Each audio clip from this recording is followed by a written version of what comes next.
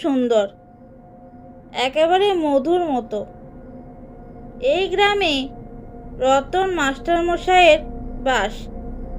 তিনি খুবই রাশভারী মানুষ। তিনি অঙ্কের মাস্টার।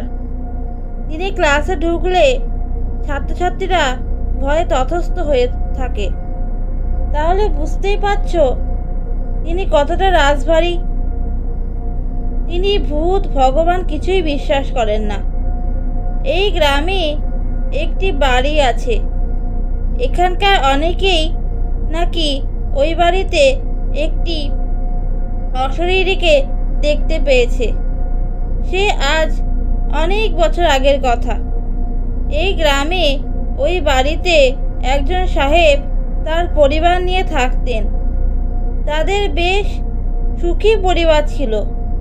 কিন্তু কোনো এক অজানা অসুখে ওই সাহেব মারা যান এবং তার পরিবার ওই দেশ থেকে বিদেশে চলে যান।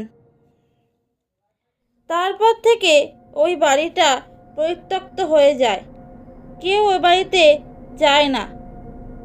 সবার বিশ্বাস ওই বাড়িতে ভূত আছে। মাসখানেক আগের কথা, একজন জেলে কাক ভরে মাছ ধরতে যাচ্ছিল। সেদিন প্রচুর ঝড় বৃষ্টি হচ্ছিল। সেই বৃষ্টির জন্য জেলে ভাবে বৃষ্টিটা একটু কমলে আবার যাবে। সামনের বাড়িটি জেলে তার বারান্দায় গিয়ে আশ্রয় নেয়। তখন অঝোরে বৃষ্টি পড়ছে। জেলে বৃষ্টি দেখতে দেখতে ঘুমিয়ে পড়ল। খানিকক্ষণ পর তার ঘুম ভেঙে গেল। তখন বৃষ্টি কমে গেছে। ভোরে আলো তখনই ফোটেনি। জেলে ভাবলো এবার বেরোনো দরকার। সে বেরোনোর জন্য উঠে দাঁড়ালো। হঠাৎ করে ওই বাড়ির একটি জানালার দিকে তাকালো সে। আর তাকাতেই সে দেখতে পেল একটা লোক আরাম কেদারায় বসে তাকে হাতছানি দিয়ে রাখছে। সে ভয়ে আঁতকে উঠল। লোকটার পরনে সাহেবের পোশাক। লোকটার মুখটা অদ্ভুতভাবে ফ্যাকাশে। এই দৃশ্য দেখে জেলে বাবা গো মা গো বলে এক দৌড়। সেদিন তার আর মাছ ধরা হয়নি। বাড়ি এসে তার ধুম জ্বর। টানা 7 দিন। 7 দিন পর সে সেরে উঠল। 7 দিন পর জেলে গ্রামের বটতলায় বসে এই বিষয় নিয়েই আলোচনা করছিল। গ্রামের অনেকেই নাকি ওই বাড়িতে ওই সাহেবকে দেখেছে। এইসব বলা করা হচ্ছে এমন সময় ওই গ্রামের নায়েব মশাই ও রতন মাস্টার ওই পথ দিয়ে যাচ্ছিলেন। ওনাদের কানে 2-1 কথা ভেসে আসতে ওনারা ওই বটতলার দিকে এগিয়ে গেলেন। নায়েব মশাই ওই জেলেকে সম্বোধন করে বললেন, তোরা কি আলোচনা করছিস রে? নায়েব মশাইকে দেখে সবাই উঠে দাঁড়ালো। তারপর নায়েব মশাইকে বসতে জায়গা করে দিল। নায়েব মশাই আর রতন মাস্টার বসলেন। আর বাকিরা যারা ছিল সবাই আশেপাশে বসে পড়ল। নায়েব মশাই বললেন, তা কি আলোচনা করছিলি তোরা?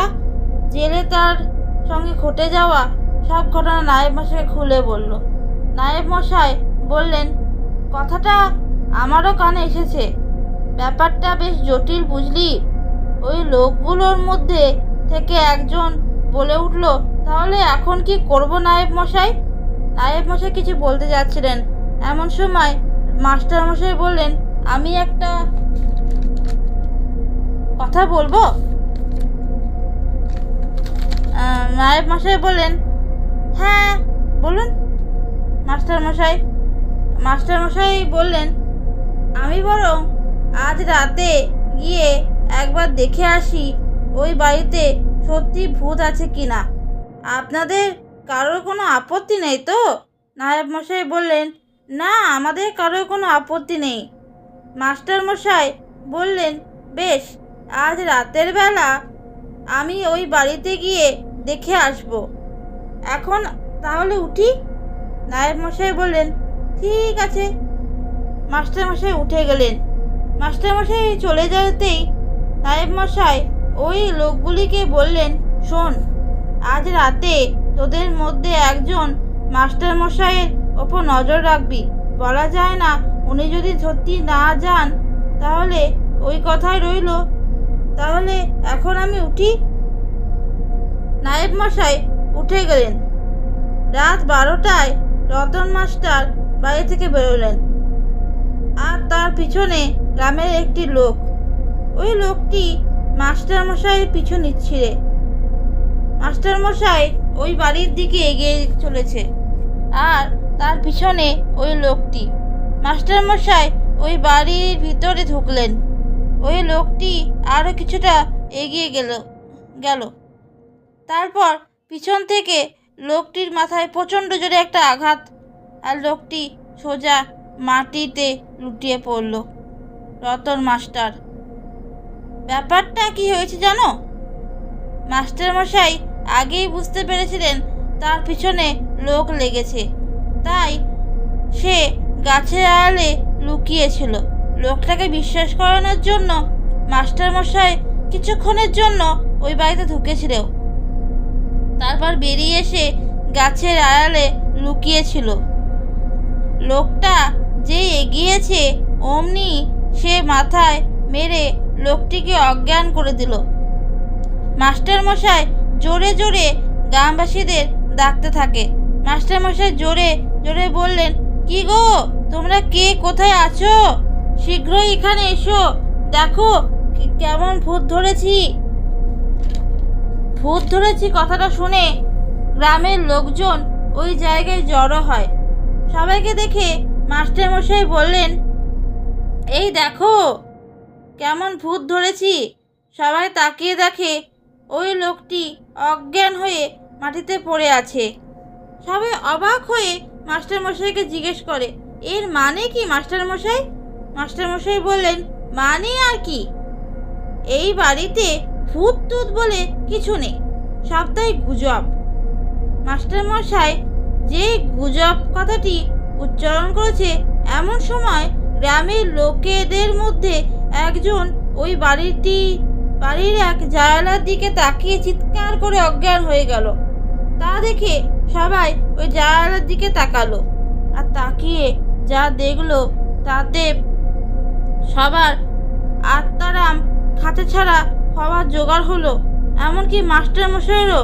সবাই দেখলো সেই সাহেব সেই জানালার ধারে আরাম কেদারায় বসে সবাইকে হাতছানি দিয়ে ডাকছে। এই দৃশ্য দেখে সবাই বাবা গো, মা গো, ভূত ভূত বলে এক দৌড়। এমনকি মাস্টারমশাইও। এর থেকে কি প্রমাণিত হয়? এর থেকে প্রমাণিত হয় যে ওই বাড়িতে সত্যি সত্যি ভূত আছে।